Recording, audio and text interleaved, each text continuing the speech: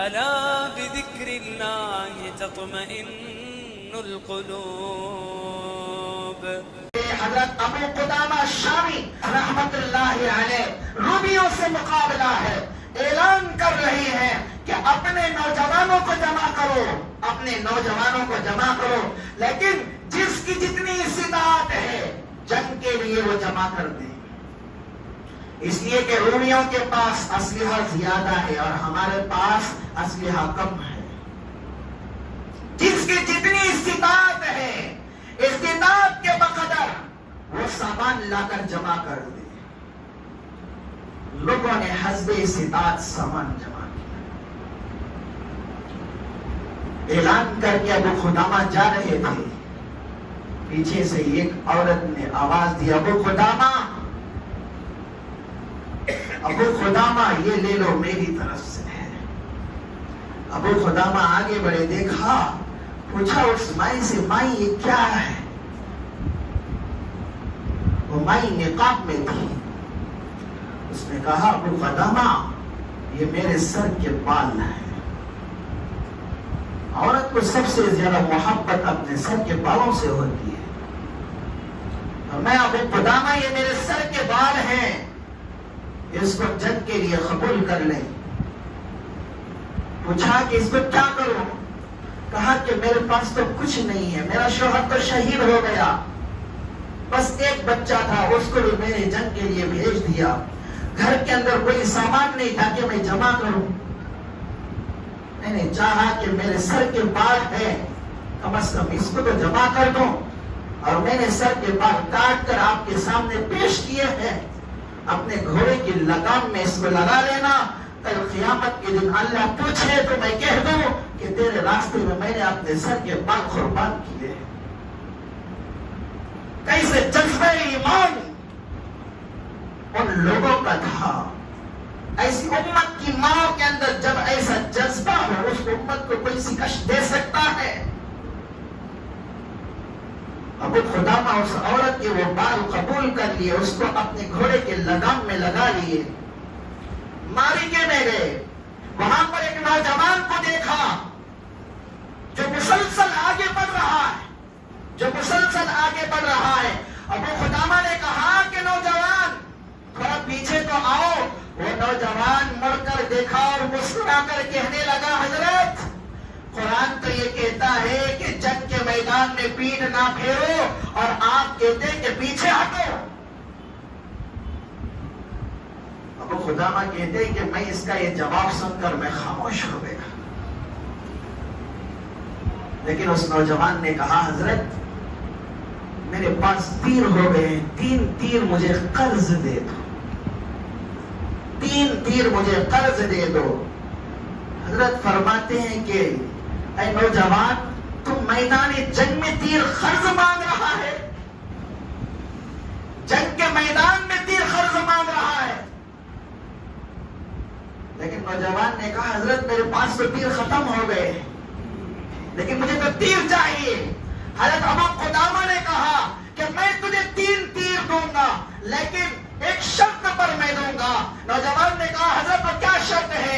کہا کہ اگر تو شہید ہو جائے قیامت کے دن میری سفارش کرنا، اس لیے کہ شہید 72 لوگوں کی سفارش کرتا ہے، حافظ قرآن 10 لوگوں کی سفارش کرتا ہے، لیکن شہید 72 لوگوں کی سفارش کرتا ہے۔ قیامت کے دن رب ذوالجلال جنت کے اندر 72 حوروں سے اس کا نکاح کرتا ہے، اور جنت کے اندر محلات اس کے لیے بنائے جاتے ہیں، خون کا قطرہ زمین پر گرنے سے پہلے اللہ تعالیٰ اس کے سارے گناہوں کو معاف فرما دیتا ہے۔ ابو قدامہ نے کہا کہ میری سفارش کرو گے اگر تم شہید ہو جاؤ گے؟ نوجوان نے کہا کہ اگر اللہ میری شہادت قبول کر لے تو میں ضرور کروں گا۔ ابو قدامہ اس کو 3 تیر دیے، اور وہ 3 تیر لے کر گیا، اور آگے بڑھتا ہوا ایک تیر دشمن کو مجھے مارا، اس کا نشانہ ایسا تیز تھا، اس کا نشانہ ایسا صحیح تھا کہ فوراً ایک تیر مارا، ایک کافر کو ختم کر دیا، دوسرا تیر مارا، دوسرے کافر کو ختم کیا، تیسرا تیر مار کے تیسرے کافر کو بھی ختم کیا۔ اس کے پاس تیر ختم ہو گئے تھے۔ ابو قدامہ فرماتے ہیں اس نوجوان کی طرف ایک دشمن آگے بڑھا، اس نے تیر برسایا، ایک پر لگی, دوسری تیر اس کی کن پٹی پر لگی, تیسری تیر اس کی گردن پر لگی. وہ جوان نیچے گر گیا, اس کی آخری سانسیں چل رہی تھی. ابو قدامہ نے کہا ہم نے ان کافروں کا مقابلہ کیا, کئی لوگوں کو ہم نے ختم کیا, لیکن بقیہ لوگ تو بھاگ گئے.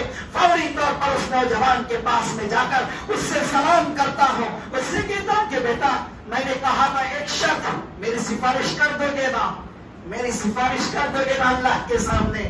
وہ نوجوان وہاں پر بھی کہتا ہے کہ چچا جان اگر اللہ میری شہادت قبول کر لے تو میں ضرور سفارش کروں گا. نیک کام کرے لیکن نیک کام کی قبولیت کے لیے بھی کوشش کیا کرے. ہم تو نیک کام کرتے ہیں لیکن دکھاوا ہوتا ہے, نیک کام کرتے ہیں ریاکاری ہوتی ہے, نیک کام کرتے ہیں خلوص نہیں ہوتا, نیک کام کرتے ہیں للہیت نہیں ہوتی, نیک کام کرتے ہیں اخلاص نہیں ہوتی. لیکن پھر بھی ہم نیک کام کر کے گھمنڈ کرتے ہیں, نیک کام کر کے ہم اتراتے ہیں. لیکن وہ نوجوان کہتا ہے آخری سانسیں ہیں, پھر بھی کہتا ہے کہ ابو قدامہ اگر اللہ میری شہادت قبول کر لے, اللہ کی ہاں میری شہادت قبول ہو گئی تو انشاءاللہ آپ کی سفارش کروں گا. لیکن میری آخر میں ایک وصیت ہے, ایک وصیت ہے, اس وصیت کو پوری کر دینا. ابو قدامہ نے کہا کہ بتاؤ کیا وصیت ہے؟ کہا کہ میرے گھوڑے پر ایک بیاگ رکھی ہوئی ہے, اس بیاگ کے اندر میرا ایک جھبا ہے, اس جھبے کو میری ماں تک پہنچا دینا. ابو قدامہ نے کہا کہ نوجوان تیری ماں کون ہے, تیری ماں کون ہے؟ نوجوان کہنے لگا اے ابو خدا میری ماں وہی ہے جس نے اپنے سر کے بال کاٹ کے تیرے حوالے کیے تھے. اس ماں کو میرے بیاگ کے اندر جو کتا ہے وہ واپس کر دینا, میرا آخری سلام پیش کر دینا اور کہہ دینا کہ تمہارا بیٹا شہادت کا مقام حاصل کر لیا ہے, تمہارا بیٹا شہید ہو گیا ہے. یہ کہہ کر اس کی سانسیں ختم ہو جاتی ہیں, وہ شہید ہو جاتا ہے. ابو قدامہ کہتے ہیں کہ ہم نے اس کے لیے قبر تیار کی, دفنانے کے لیے اس کی میت کو اندر رکھا. اس کی قبر کو جب ہم نے ڈھانک دیا, تھوڑی دیر کے بعد ہم نے کیا دیکھا کہ اس کی ناک زمین کے اوپر آ کر گئی. ابو قدامہ کہتے ہیں کہ پھر ہم نے دفنانے کی کوشش کی, تھوڑی دیر کے بعد اس کی ناش پھر قبر سے باہر آ گئی. ہم حیران ہو گئے, یہ زمین تو بڑے سے بڑے گنہگار کو بھی اپنے اندر قبول کر لیتی ہے, یہ تو اللہ کے راستے میں شہید ہوا ہے, اس کو قبول کیوں نہیں کر رہی ہے؟ اصل کیا ماجرا ہے؟ ایک ایک سوچ رہے تھے. غیب سے ایک نگاہ آتی ہے کہ ابو قدامہ اس نوجوان کو مجبور نہ کرو, اس نوجوان کو تنگ نہ کرو, یہ ہمارا ولی ہے, یہ ہمارا ولی, اس کو تنگ نہ کرو. یہ ندا آتی ہے, تھوڑی دیر کے بعد سفید پرندے آتے ہیں, اس نوجوان کے گوشت کو نوچ کر کھا لیتے ہیں, وہ غائب ہو جاتے ہیں. ابو قدامہ نے کہا پھر ہم نے اس ناش کو زمین کے اندر دفن کر دیا, گھر واپس آئے. یہ کیفیت ہمیں ستا رہی تھی, یہ ماجرا ہمیں ستا رہا تھا. یہ کیا ماجرا ہے؟ ایک شہید ہے, اس کے ساتھ یہ کیسا سلوک ہوا ہے؟ ہمیں یہ بات ستا رہی تھی. جب ہم اس کے گھر گئے, دروازے پر دستک دی, دروازہ کھلا, اس نوجوان کی چھوٹی سی بہن دروازے پر آ کر دیکھتی ہے اور دل کے اندر کہتی ہے کہ ابو قدامہ تو آ گئے, بھائی نہیں آیا. شاید بھائی شہید ہو چکا ہوگا, پہلے ابا شہید ہو گئے, اب بھائی بھی شہید ہو گیا. دوڑتی ہوئی ماں کے پاس جاتی ہے, کہتی ہے کہ امی جان ابو قدامہ تو آ گئے لیکن بھائی نہیں آیا, ہمارا بھائی شاید شہید ہو گیا ہے. ماں دوڑتی ہوئی ابو قدامہ کے پاس آتی ہے اور کہتی ہے کہ ابو قدامہ تعزیت کرنے آئے ہو یا خوشخبری دینے آئے ہو؟ تعزیت کرنے آئے ہو یا خوشخبری دینے آئے ہو؟ ابو قدامہ نے کہا مادری آپ کی بات تو میں سمجھ نہیں پایا, کیا کہنا چاہتی ہو؟ فرمایا کہ اگر میرا بیٹا انتقال ہو گیا ہے تعزیت کر لو, اگر میرا بیٹا شہید ہو گیا ہے خوشخبری مجھے سنا دو.